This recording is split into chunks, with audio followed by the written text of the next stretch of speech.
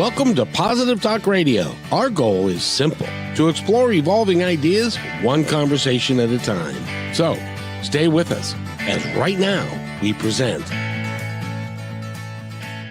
my favorite guest who shows up from time to time. You better be careful, Kevin. I'm not sure you can say favorite. You could say favorite person who lives in Simi Valley and speaks to me from her office. Yes, that one. That's the one. And who is doing some extraordinary work for the world, which is really, well, that's really courageous of you and really wonderful that you do what you do. And so I guess I should introduce you. We're talking to Michele Neff Hernandez. She is the CEO, head bottle washer, creator, any other title you'd like to give her, of soaringspirits.org, as well as Soaring Spirits of the organization, Soaring Spirits International. And you are working with people who have suffered from grief and are working through that. You've got these wonderful retreats that you do. And there are people that haven't heard your message on the show before, so I'd like to briefly go over that, and then we're going to focus in like a laser on a particular underserved group that I think needs some attention. So awesome. Tell us about Soaring Spirits International. Well, first, I just want to say thank you for having me back. I enjoy being your favorite person in Simi Valley. I think we're going to say that I'm your favorite person in Simi Valley. If you happen to find someone else in Simi Valley who you feel like, I've just gotten myself in trouble, I'm fine. We can back up a little. No. I'm going to stand by it. All right. You've been on the show a number of times, and every time it's been meaningful.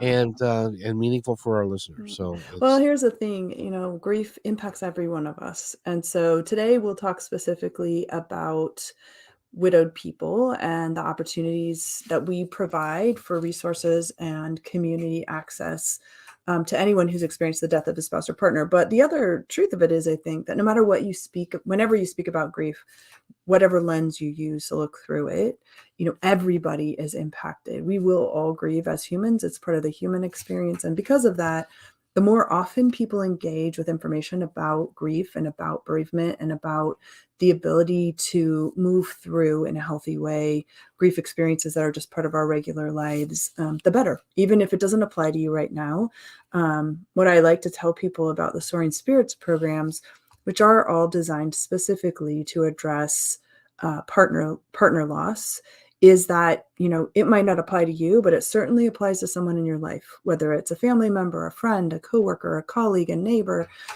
Everybody knows somebody who's widowed, even if that person doesn't come straight to your mind right now. I can't tell you how many times I have been doing a presentation and have somebody come back to me a month later and say, right after I saw your presentation, somebody I know had this experience, and it was so great to be able to have something to do, because as people who might not have lived through a widowed experience themselves, it can be really challenging to witness that for another person. And so having access to the programs of Soaring Spirits helps people who are not widowed themselves, but supporting someone who is, feel like they have something to offer. So my hope is always that no matter who you are, if you're listening, this might not be your personal experience, but it certainly could be useful to find out, to hear about what we're going to talk about today. Absolutely. By the way, I got to tell you, you educated me on something, and I was talking with a gal yesterday or the day before, and was talking about grief. And she was saying she was going through this to the point where she didn't want to get up. She didn't want to take a shower. She didn't want to eat. She didn't want to do the basic things of life. And the last thing that she wanted was for people to come over and try and console her, because she hadn't taken a shower. The house was a mess. She had to clean, and so I said, well, and I said to the audience, and tell me if you agree with this, I hope you do, okay, that if you know somebody who's going through that, don't make them clean up or feel like they have to clean up their house so that you can come over and console them. Just take a pot of lasagna and put it on their front porch and give them a call and say, I've got dinner for you. It's on your front porch. Kevin, love you. Take care of yourself. I'm so proud of you. That's excellent. That's excellent advice. I mean, here's the thing. It's so true that, because and this speaks to just what we were talking about a second ago, which is that when you feel helpless and in the face of someone's grief or in the face of their pain, oftentimes we put the burden on the person who's in pain to say, but how can I help you? Because I want to help you. And even if they're like, I don't want any help, I can't clean my house, I don't want to see any people, we still feel compelled to ask them to show up for us so we can show up for them. So what you suggested is a way that you can offer support without them having to do anything. Instead of you calling and saying, how can I help you? You called and said, hey, dinner's on the porch. That's a completely different thing. And for grieving people, it's such a relief not to have to clean, not to have to feel like they need to be the best version of themselves, because oftentimes they just don't have the energy for their best selves right then. And it's also not a one size fits all experience. And so everybody does this a little differently. But for one tip for anyone who's listening, I always love this as an opportunity for anybody who's grieving. So if you know someone who's grieving, buy a gift card to a restaurant that is near to the person who you want to support and does delivery. And then you write them a little note that says, I'm thinking about you. At some point when you don't feel like making dinner, dinner's on me.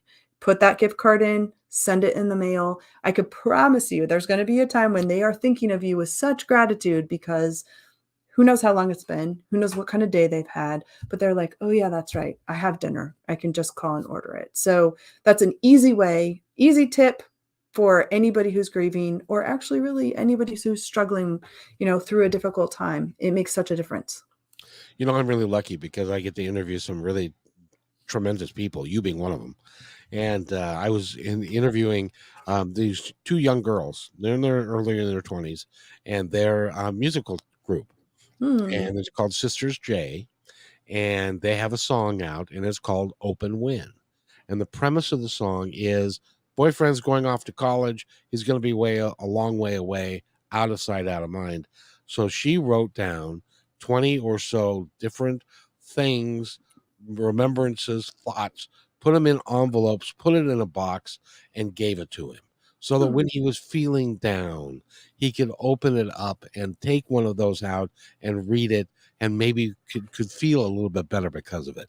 Was that something that if would be appropriate for you to do for someone who's grieving? Absolutely. I think the other thing I like to tell people is to make sure that when you're trying to support someone who's grieving, that you're the same kind of person that you always were before. So let's say that you were, didn't used to ever, you don't have any memories with them. Let's just say that. Let's say you're a person, you're like, oh my gosh, my neighbor 3 doors down I just heard they had a horrible experience, they're grieving. Sure. Could you put things in an envelope and have them open it? Yes. But would it be a little weird? Yes, because they don't know you, right? But if you're their best friend, or if you are their next door neighbor and you guys have been friends for a really long time, yeah, that is a beautiful and thoughtful way to offer support. But what I do know for sure is that even if you don't know someone well, and let's say you are the 3 doors neighbor down, or you're, on the other block altogether, you can always send a note that says, I heard, I heard that you're struggling. I just want you to know, should there ever be a time when we could be available, here's how you can get in touch with me, or something like that. Any kindness is not wasted. And so, I always say err towards trying to be kind rather than doing nothing at all. And also try to be who you are. It's an interesting and difficult life sometimes, isn't it? And I think the thing that makes it bearable when things are really hard is knowing that people care about you and that you aren't alone in whatever horrible, tragic situation you find yourself. Now we've talked about this before, but it bears repeating because it's so important, and that is a lot of people because grief. When somebody else is experiencing grief, it's very uncomfortable for us because we know that they're in pain, but we have got no earthly idea what to say, how to say it. Give us some tips on how to say something rather than saying something like, well, they're in a better place now. So my first tip is that any sentence you might start with "at least," you shouldn't say that one. So don't say that one. When you start to say at least, because of course what you're trying to do is say like it could be worse, or at least you got this much time with them, or at least you're young and you might, you'll be able to repartner, or at least, they died quickly and there wasn't a drawn out experience, or at least you got to say goodbye. Avoid all those. Anything that starts with at least, leave that one on the side. What you can never fail with is I care about you. I'm thinking about you. You've been on my mind. You can never go wrong with those. And so anytime someone is grieving, you can send an email, send a note, call, text that just says, I'm thinking about you. And then that opens the conversation. If they want to have a conversation, that can encourage them to respond. If they don't want to, it's not wasted because they know someone was thinking about them. And I think the other big thing to remember is that there is not a place where this can be fixed. And so often what we want to offer so desperately is a solution to the problem. Grief is not a problem. Grief is a life experience that has to be lived, and there's no fixing it because the person's still going to be dead. And so when the problem is that someone you love is dead, there is no fix for that. Instead, we have to learn to carry it. We have to live with the feelings that we have and make our way through. And doing that, knowing that people care about us as we do, really, though it may seem small, is a gesture that makes a difference for people who are grieving. Do you find in your work that sometimes the second anniversary or the third anniversary can be a very difficult moment for people, and that if you acknowledge it as a friend, that you're thinking about them because everybody tends to, we go to the funeral and then we buck up and get our lives together, and for some people a second, third, fourth, fifth anniversary can be Yeah. still 10th anniversary. Like, here's the thing. This is the one of the jokes in the grief community is that we're supposed to all be stamped better by 365 days. So on day 366, you're supposed to wake up and you're like, okay, good. I did that. I did that whole grief thing and I'm done. And the reality is that, one of the things that happens in early grief is that we go into sort of a mind fog. It's like your body shuts down all the things that are not necessary because this really big thing has happened. And so you don't remember a lot of things. You feel kind of like you're living an out of body experience. It is the shock that's associated with a person that you're expecting to be in your house no longer being there, right? They're gone. And we have to get used to that. So it takes that whole first year to kind of like, okay, I'm understanding that this is my life. When the shock starts to wear off, the reality of what life looks like without that person physically present in your life begins to really feel like, oh, wait, this isn't just me living through 365 days. This is the rest of my life. Now I have to figure out what that looks like. And so one, I think, misconception is that people are worried that if they were to say to me, so my husband died 17 years ago. His name's Philip Hernandez. And it was very common, and especially in the early days, but even later, that people wouldn't want to say his name to me because they were afraid that that would be painful. And I'm here to tell you that while sometimes when you say someone's name of the person that's died, sure, you might see tears, but those tears are also got some gratitude behind them. Because imagine what it's like when one day in my regular life, before my husband was killed in a cycling accident, people said his name all the time. He was a part of regular conversation. Then he dies, and the very next day, people stop saying his name. It is the weirdest experience. It's like they got erased from the world, and it's so painful because all you want to do is talk about them. All you want to do is have somebody not squirm in their seats when you say their name. And so you can't go wrong by saying people's names. You can't go wrong by acknowledging, and let me just put it this way, by acknowledging someone's anniversary. It's a thoughtful, sweet thing to do. And as long as you're not doing it because you need something from it, right? So if you're saying to them, I'm thinking about you, I know that this anniversary might be tough, I'm sending you some love. Great. If they want to talk to you about it, they'll engage. But it gives them the thought that, gosh, I'm not the only one who misses my person. It's lovely to know that Phil's life impacted to this day. Still, I have within the last year, been interacting with someone who I didn't know knew Phil and who had an interaction with him that made a difference in their life. They shared it with me, oftentimes with a little bit of trepidation because they're not sure how it's going to be received. And I'm always so grateful. He is still making a difference in the world. There are still people who remember him and who were impacted by the fact that he was alive. And he was such a generous, funny, kind soul.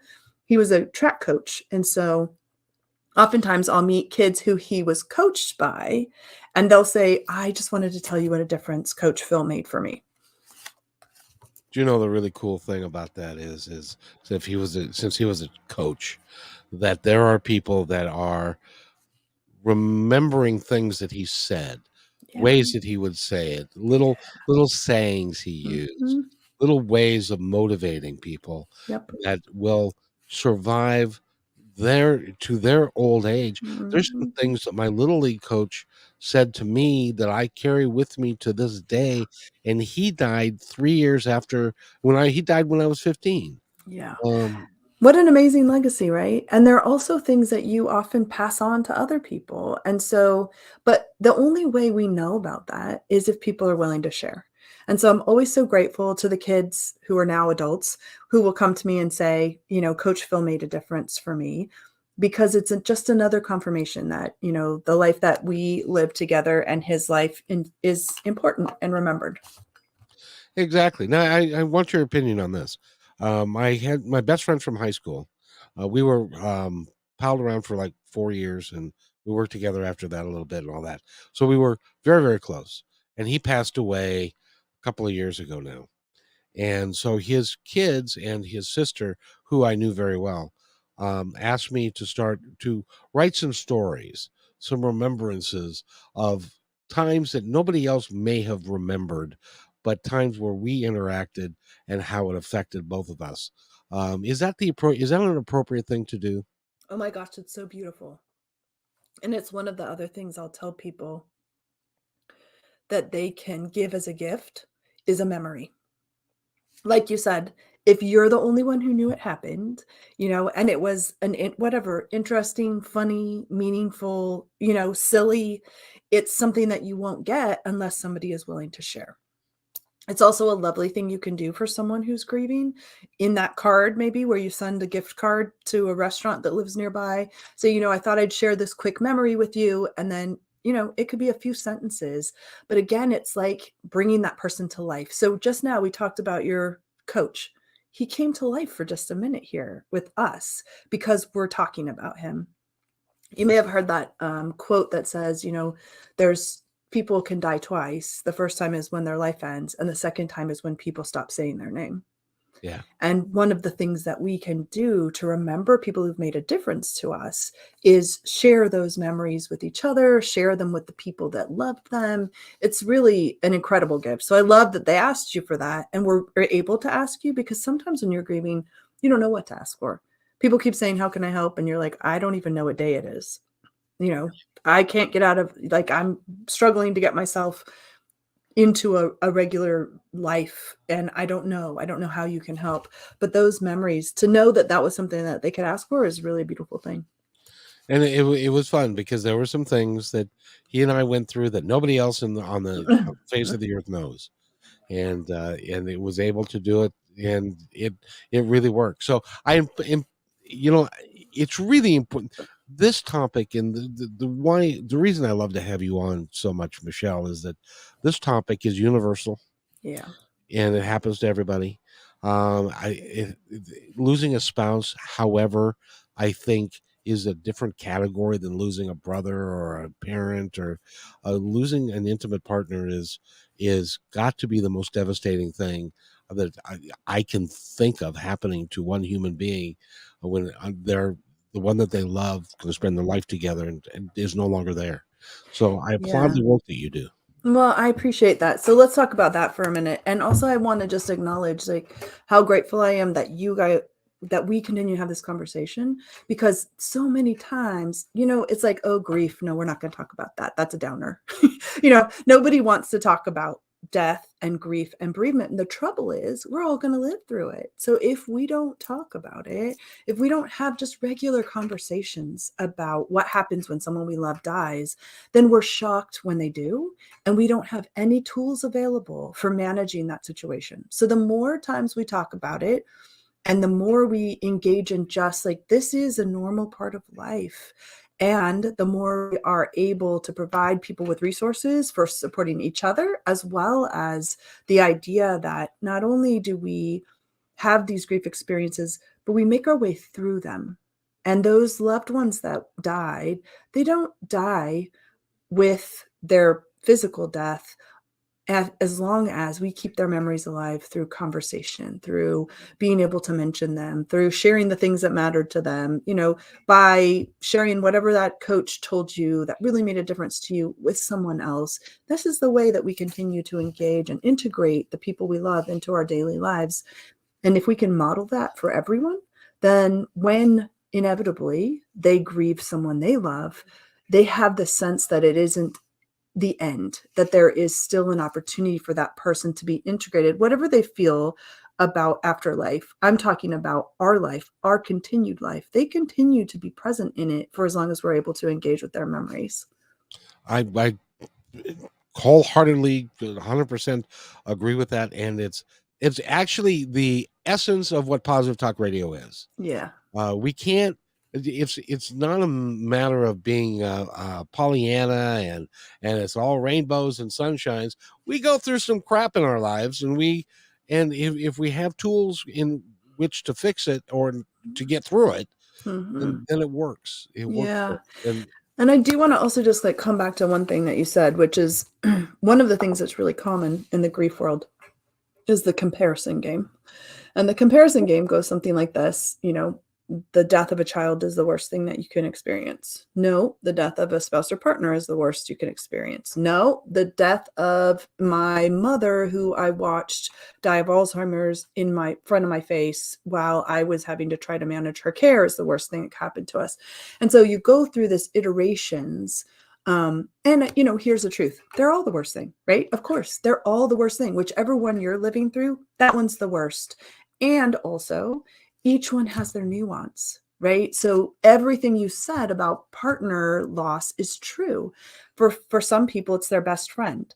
For some people, it's the person that they spent literally every minute with. I once had a young man, he was in his early 30s, attend a Camp Widow event. And he told me that he and his wife worked together. I think he was likely on the autism spectrum, and she was his only person. And when she died, he literally was screaming because he could not stop, because he had nothing. He had no one. And so his mom brought him, because he had his mom. I don't think his dad was alive, but he had his mom. She didn't live with him. He had been married to his wife. They had created this whole life, but they worked together. They did literally everything together. And so, yes, there are those experiences. We also have people who, I once had a woman who was in an abusive relationship. And she said, I was relieved when he died, and I loved him. So, it's complex. There's so many complex human experiences. But anytime someone dies, the grief is going to be viewed through the lens of their relationship to you. And so when a spouse or partner dies, what's unique about that is that they are your person for a lot of things. And so when Phil died, immediately the other side of the bed is empty, right? Like, the person who I would call in the best of times is not going to answer the phone. The person who would be the one, I used to tell people, I have a lot of people in my life. I'm super fortunate to be very well supported. If I had a flat tire somewhere, was stuck, and I couldn't, and I needed help, there are a bunch of people I could call. But if their wife or partner called them at the same time, I would not be their first priority, nor should I be. And so what I lost when Phil died was being the priority for someone who I would be the first to call. Like if I called and someone else called, he better come on and get me first. So it was just it's a unique experience in that where you sleep, who you would go to a show with, who you sleep with, who you process strong emotions with, who you share a family with, who you potentially share children with. All of that is influenced in that spouse partner role. And when they die, your entire world shifts in a way that you didn't ask for and didn't want. And you still have to figure out what to do with yourself after. And while that's always true in every grief experience, it's the lens that changes. And so, yes, if a child dies, that lens is totally different. There's a whole future that has been lost in a different way than it's, with a spouse or partner. Also a future lost, right? So I try to always remind people that whatever grief experience you're living through, that's the worst one. And that whatever next grief experience you will have in your life, because the truth is we're going to grieve more than once.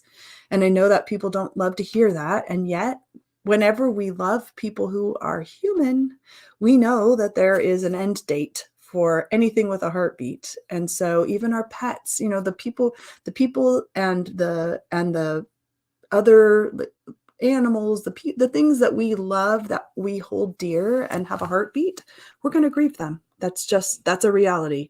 And so being able to provide people, in our case for Soaring Spirits, being able to provide widowed people with resources and programs that will help them find a community that will walk with them through the grief experience and provide the resources and tools that they can use to build resilience as they heal has been an absolute privilege.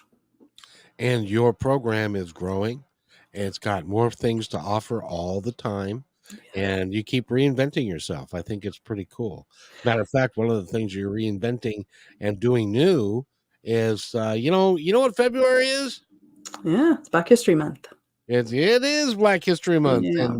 and you guys are doing something special in coordination with that, are you not? We are. And, one of the things that is interesting about the grief experience being universal is that it happens to everyone. And yet, it's unique in that individually we experience it uniquely, and as communities we also experience it uniquely. And so what we recognize is that our programs saw that we were identifying Black widowed people as an underserved community within our larger population, meaning that Black widowed people were accessing our programs less than other widowed people.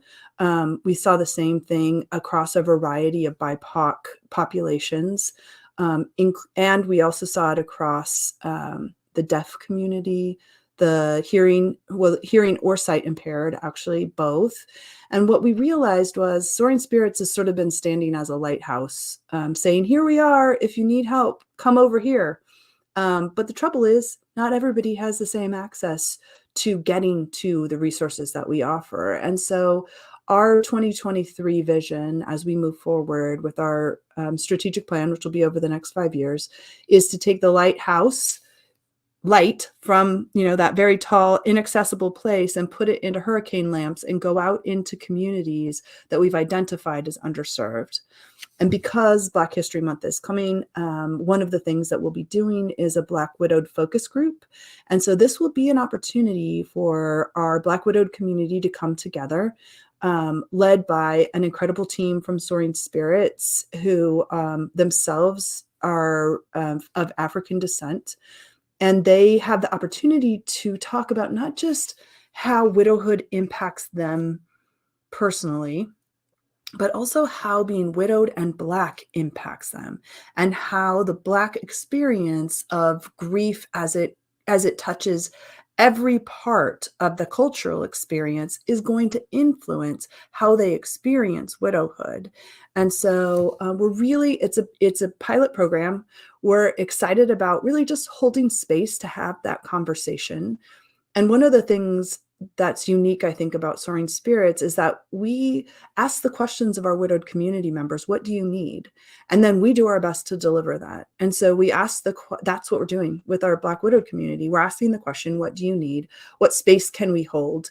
And, what can we facilitate to add meaning to our programs and to provide additional support that's custom designed for a community? And so we bring that community together and we ask the question. So we're in the early stages of it. It launches in February.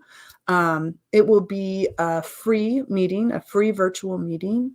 So again, for people who identify as of African descent and are widowed, we use a very broad definition of the word widowed at Soaring Spirits. That means that any person who experienced the death of a person they thought they were going to spend their life with. So same-sex relationships, opposite-sex relationships, all genders, doesn't matter if you were married or not. And just if you thought you were going to spend the rest of your life with this person, we consider you to be widowed. So the two criteria for this particular program are to identify as of African descent and to be widowed. And if both of those things apply, you'd have the opportunity to have this conversation with community members who share those two elements as well. I think that's really is a cool thing that you're doing. And like I said, you keep reinventing yourself. And I think that's awesome. But one of the conversations, I can't remember which one we've had a few, but one of the things that I like about your program is that you vet people as well. Yeah. And you vet people to make sure that they, number one, are who they say they are and are there for the appropriate and right reasons. Yes. I had no earthly idea that this would even be an issue, but who knew? Who knew? I'll tell you, I was quite surprised. But for the audience to kind of catch up with us, Kevin and I have spoken previously about the fact that one of the reasons why we vet people for our programs is the number of people who attempt to join our programs that are not widowed. Oftentimes it seems that the intent is that they want to date a widowed person. Sometimes the intent seems to be, to sell to a specific product or service to widowed people. I feel like there've been a few times where it feels like, scammers were just desperate to, knock on the door and be able to sell their nefarious wares, whatever that looks like. So for our programs, and this is one of the cool things about, and let me give a shout out to our volunteer team. We have a team of volunteers who goes through our process. Every single person who comes into our programs is vetted. And we have a team of volunteers who follow our behind the scenes process in order to make that happen. And, of course, nobody can 100% guarantee online safety in a crazy online world we work in. But we do the very best we can to ensure that at the very minimum, you are going to be interacting with widowed people who have been able to prove that they are widowed. And it's unfortunate that that's necessary, but it definitely is necessary. No, I agree with you 100% because I was just thinking about it. Okay, so you are a upcoming executive and you have a wife and two kids. And as part of your package at work, you get a life insurance package and you also have supplemental life insurance and that sort of thing. So at the end of the day, somebody who and you pass away, your wife and kids may be entitled to a large sum of money that they come into that then becomes bait for somebody who's got a nefarious idea or wants to swindle them or do something with them. So I think it's not only a great idea, I think it's necessary. Well, let's just also say to everyone listening, life insurance is, in my opinion, and I am not pitching any kind of a specific sort of life insurance, but I want to say life insurance is one of the only types of insurance you are guaranteed to collect on. And so, thinking about our family members by doing the best we can to offer even a minimal amount of life insurance really does make a difference. And I will always advocate for this. When my husband died, we did not have life insurance. I ended up working double the hours and two jobs in order to be able to take care of the kids and to be able to, manage the lifestyle that we had. And so I always remind people, I've heard some people say, well, why would I give life insurance? Why would I get life insurance? Because I'm not even going to be here to, to take advantage of it. But I can say this, that the grief experience is so difficult that if you add to it a financial strain, because in most households with if you are living in a 2-income household, most 2-income households would struggle if one of those was removed. Oh, yeah. And so that's often what happens, is that you are living life, things are normal. Yeah, comfortable, everything's fine, but you have 2 incomes. And if one of those incomes is not replaced by at least some life insurance, immediately, literally immediately, everything changes, because you have now half the income with the same number of bills, and sometimes potentially even more bills, depending on how your person died and whether there was medical bills to cover and all of the things. So my hope is that there would be more widowed people having to struggle with the new money that's come in and having to be careful about protecting it, when the reality is a lot of people are not in that position and end up instead in that, okay, half my income just left, now what am I going to do situation. So it's worthwhile to do that pre-planning, friends. If you can do anything for the people who will be, mourning you and grieving you and so sad that you're not here with them, if you can remove some of their financial strain, it makes a huge difference. Well, especially when you're talking about the cost of housing. Absolutely. And food and educating children and, even just every regular day life. When oftentimes people imagine that widowed people, and that's why you're right. It's why those hackers and scammers want to get into our programs, is because they imagine, oh yeah, there's a fertile minefield here of people who have life insurance policies. The truth is that has not been my experience. If I would even say 50%. And I would also just like to say that even if they did have life insurance, even if it was a significant settlement, they still have to do the grief work.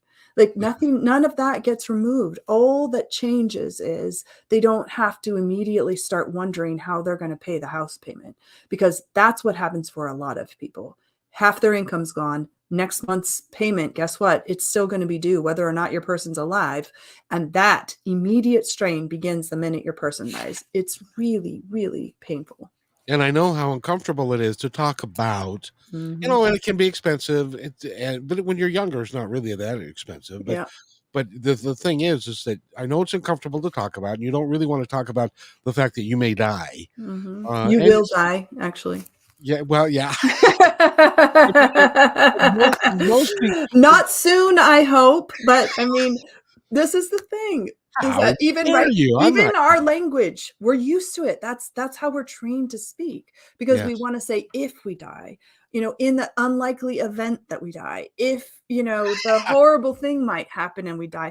The truth is we are all going to die. And so if we can change the language to when we die, then we at least sort of normalize that a little bit for ourselves. And again, please let it be a long time from now. I hope that it is a long, long time from now, but I will die.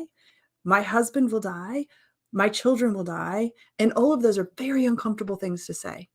I hope not for a very long time. So, we can say when I die, hopefully not for a very long time. Like we can add that piece to it. I'm all about that. But I advocate for people. You and I, one of the things I love about you is that you're always welcome conversation about language. Because, Yes. we've talked about suicide survivors, and we've talked about not using the phrase committed suicide, because suicide used to be a crime. And so that's where that phrase came from. And it can be painful for suicide survivors to be constantly reminded that it feels like that their person has committed a crime. That's why we use that language. So one of the things we say is they died by suicide. And you have been wonderful at welcoming conversation around how can we change the way we talk about death in order to be able to better process it.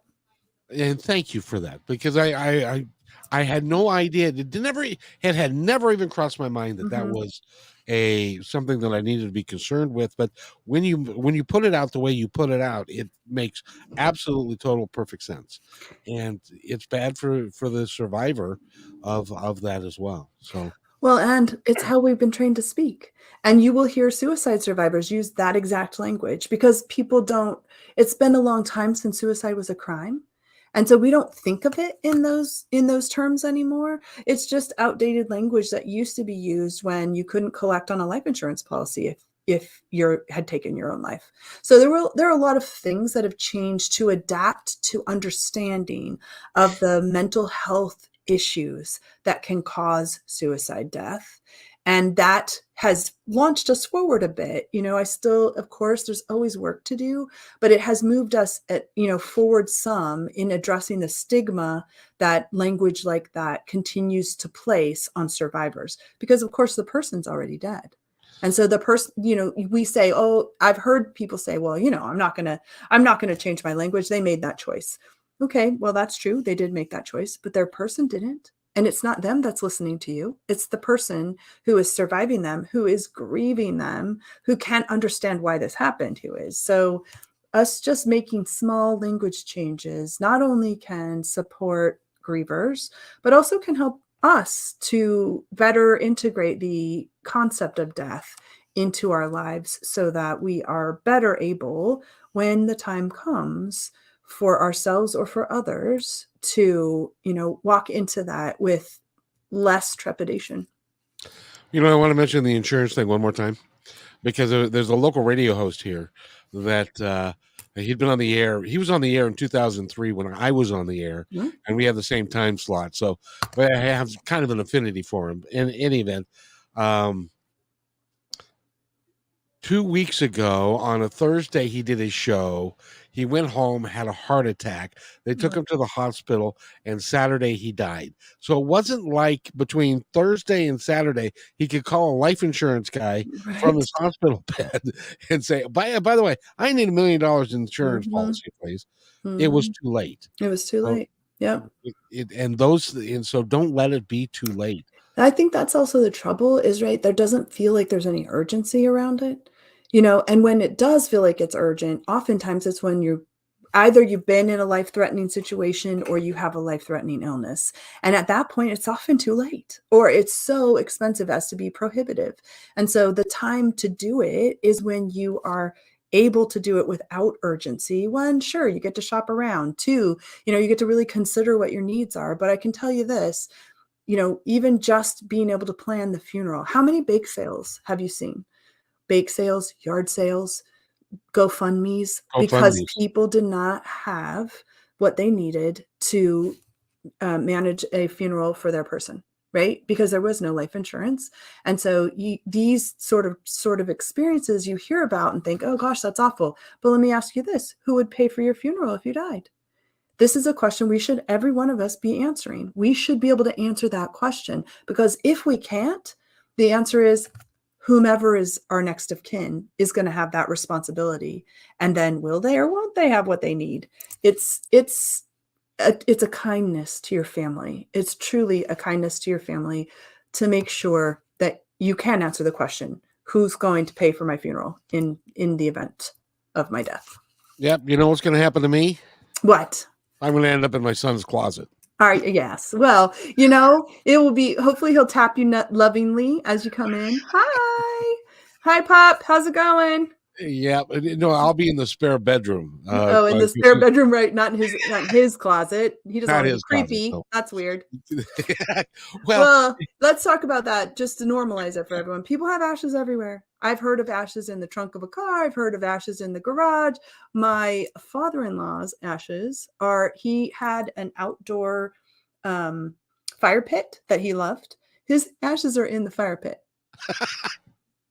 So, everybody does a different thing. There are, it is all about what your relationship with is in the person, what you feel comfortable with. So wherever you got your ashes, more power to you. Yeah, the gal that I work with, her name is Holly, and she's a funeral director, and she's done everything Yes. in the process, up and including when she was younger, picking people up, taking them to the morgue, and then also going through the crematory process and stuff. So she could tell you chapter and verse what Oh, I bet. happens. You Yes. don't want to know, really. No, I know. Because they Well, actually, yeah, you don't want to know. So I also do want to just give a shout out in case they any of them hear us that, I'm sending love to your friend's family. I'm so sorry to hear about his death, and Your radio friend? Yes, right. Yes, What is his yes. name? Let's say his name. His name is Don McNeely. Oh, Don McNeely. Well, we're thinking of you today, Don, and, keeping your memory alive.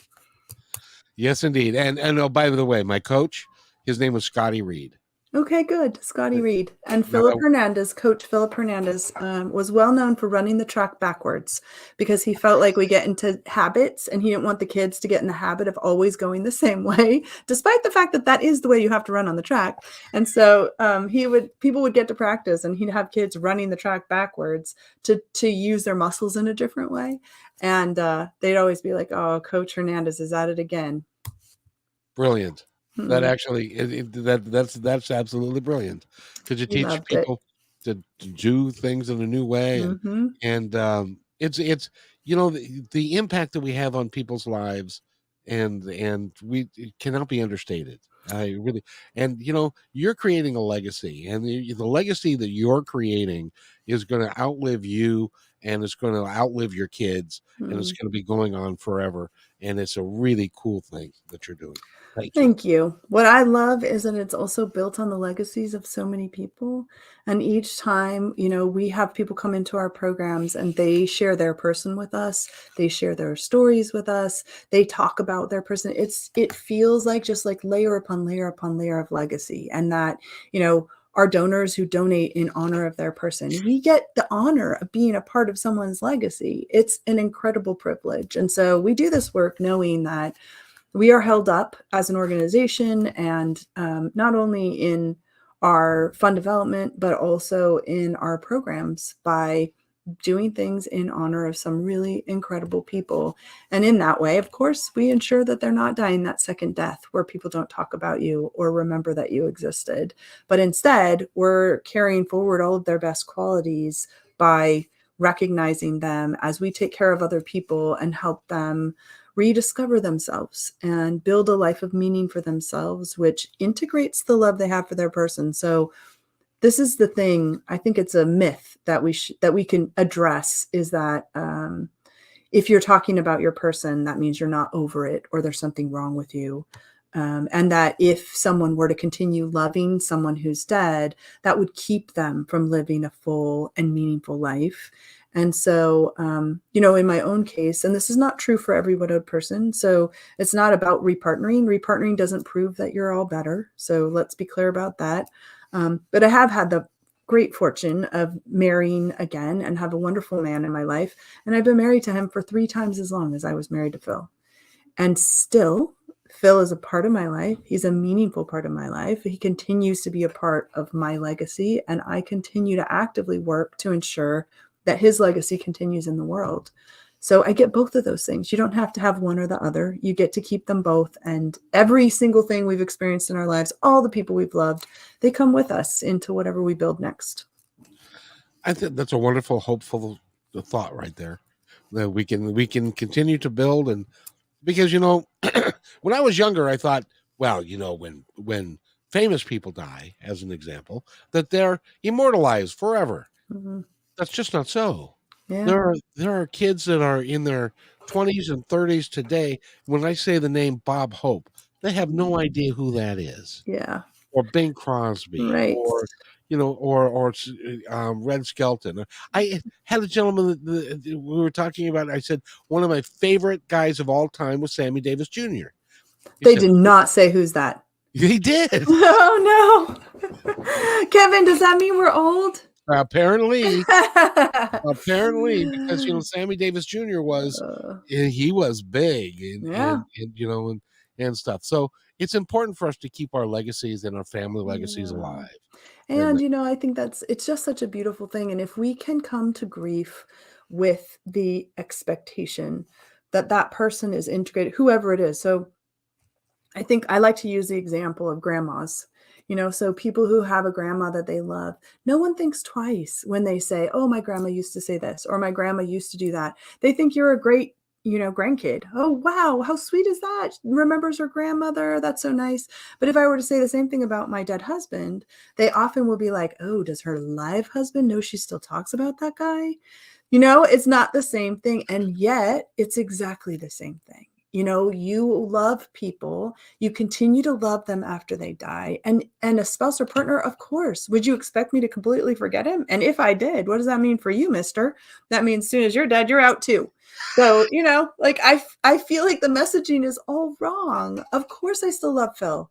Of course I'm sorry he died. That doesn't mean I can't live a full life. It doesn't mean I don't love my husband Michael. It doesn't mean anything except that Phil was a wonderful man. I was fortunate to have him in my life, and I continue to love him and talk about him because he deserves that. And I'm willing to bet that Michael is in 100% approval of that. Absolutely. He couldn't have married me otherwise. When we first started dating, I said, look, here's the thing. I come with a whole bunch of widowed people. So it's not optional. If that makes you uncomfortable, I'm probably not the right person for you. And he decided, well, you know, I can live with that. I'm good. Actually what he decided was just what you said. He thinks it's amazing to be able to help people in this way and to help them, make space for both their pain and for their potential joy. And that's the thing, is that in the early stages of grief, it doesn't feel like joy is an option. It feels like joy is so unattainable as to be, it's an alien planet that you cannot possibly visit. And then in our programs, what I love is that we have people from all different distances from their death experience and who have interacted with joy in a number of ways. And when you see other widowed people experiencing joy and talking about joy and being able to say, I'm still feel the sadness of the death of my person, and also I'm very happy with the life I'm living today, that is hope personified. That's when you're like, oh, that's possible. I know it now because I just saw it. And that's what we hope to share with our programs, is the opportunity to interact with other widowed people, understand, have a base level of understanding, which is we all outlived our spouse or partner. And then from there, there's a million different directions you could go in terms of connection and the ways in which we support and inspire each other, and also act as hope personified for the widowed people who come after us. Now, because being widowed is a unique experience, and sometimes it takes one widowed person to understand what another widowed person has gone through. Do you ever have any of them that hook up and then you have to go to a wedding? Absolutely. I have even facilitated a few weddings myself. I've acted as officiant. So, because exactly what you said, we begin by a shared experience and we come to it often very vulnerably because, when you're in pain, you don't have the ability to hold up that sort of shield that you might, the mask that you might use in different circumstances, just not available. And so, there are definitely times when people find themselves in groups with others who they process their grief in a similar way. They understand each other uniquely. And what we hope for all of them is that as they build a new life for themselves in the aftermath of this death experience, that they begin to ask themselves, what do I need? What do I want? What do I want this next chapter of my life to look like? And that they have the courage and tools to build what's next. And sometimes that includes a new partner. Sometimes it includes a new job, a new location, a new passion, a new, avocation. Like there are a lot of opportunities for growth in the aftermath of grief. And it's a hard way to grow, but it's a beautiful way too. It leads you to a place that you might not have been able to get there any other way. Yeah, it's absolutely true. And by the way, we've been talking with I have to value your time because you are such a busy person doing so. Well, I always make time for you, Kevin. Well, but Michele Neff Hernandez is our guest, and if you want to get a hold of her, if you know somebody who could benefit from her services, how do they get a hold of you? The best place to start is our website, soaringspirits.org. So soaringspirits.org is the place to go for all of the programs that we've talked about today. And it will give you the opportunity also, if you want, to share it with somebody who it might be a great benefit to. And oh, by the way, this is a nonprofit organization and Yep. they depend upon donations. So if your heart is calling you to donate to this, and I got to tell you, there's more than worthy cause. You go to the website, because we could spend the next hour just talking about the programs that Yeah. you're offering on the website and in real life, and the community that you've created and all of that. But if you feel called to donate to any group, this is a worthwhile group to donate to. Wouldn't you say? I appreciate that so much. And also I want to say that, we love doing this work in memory of the people who matter to you. So if someone mattered to you, or if they made a difference for you and you think you'd like to make a difference in the world in their memory, we are so privileged to do that. So please, you have the opportunity to make your donation in memory of someone's, and that's right, easily available on soaringspirits.org. There's a donate button right at the top.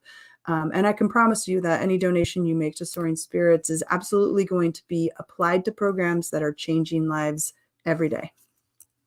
And it's important work, Yeah, absolutely. because I know people who have been immersed in grief for 15, 20 years.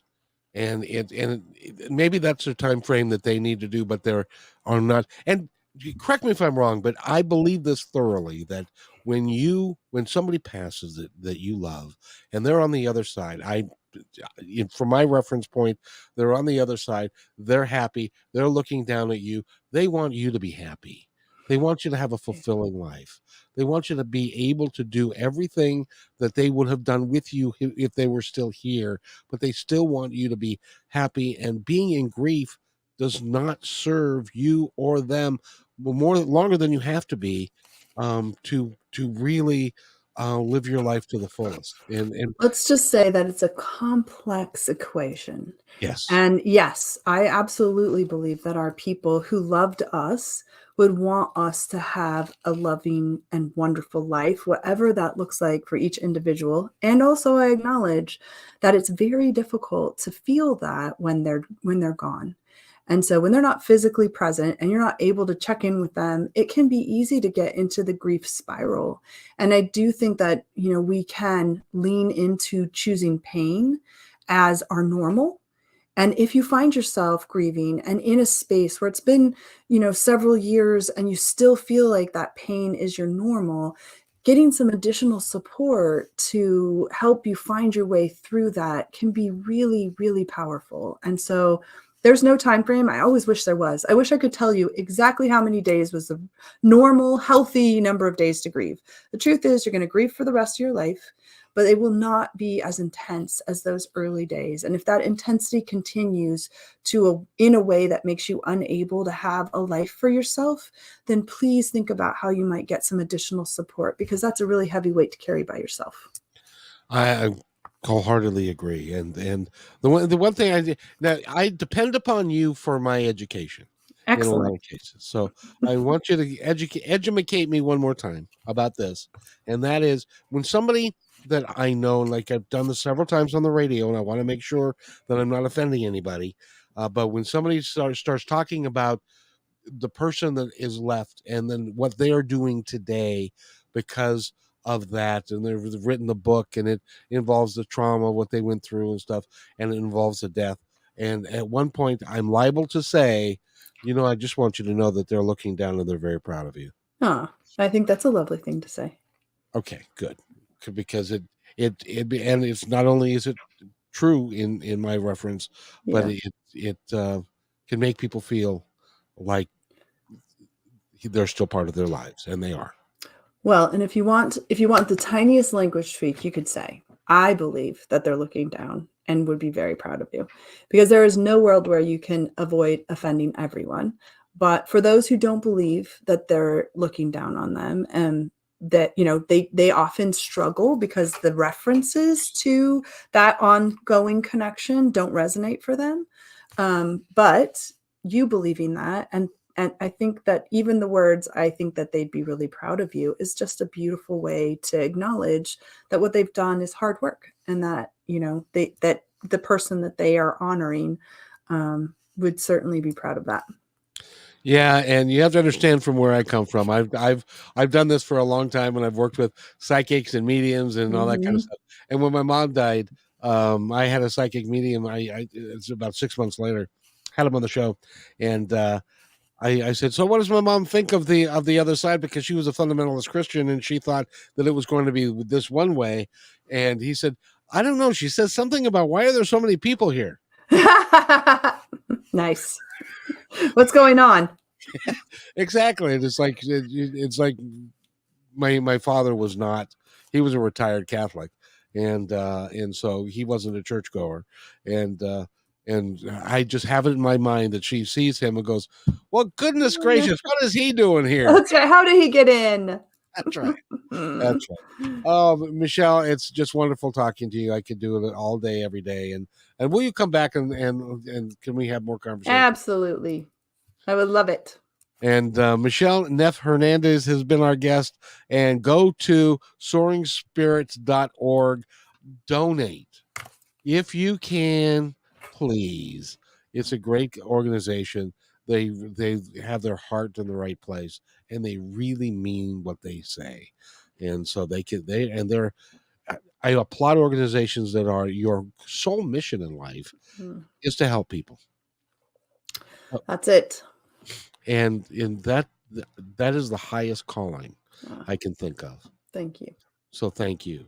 Again, go to soaringspirits.org. And Michele, thank you for being here. And she'll be on again as soon as I can. She's so busy. She doesn't have a lot of time for us. I will look forward to the next one. And thank you so much. If you wait right there, I'll be right back. Hey, thanks for enjoying this episode all the way to the end. Please give us a like and subscribe to this channel. This has been a production of PositiveTalkRadio.net. Please visit our website, oddly named PositiveTalkRadio.net, for more details about us and our mission, which is to provide great positive programming designed to inspire us all. I'm Kevin McDonald, and I'm proud of these shows, and I truly hope that you'll like them and share them with friends and family. So on behalf of our entire team, remember, be kind to one another because each other's all we got.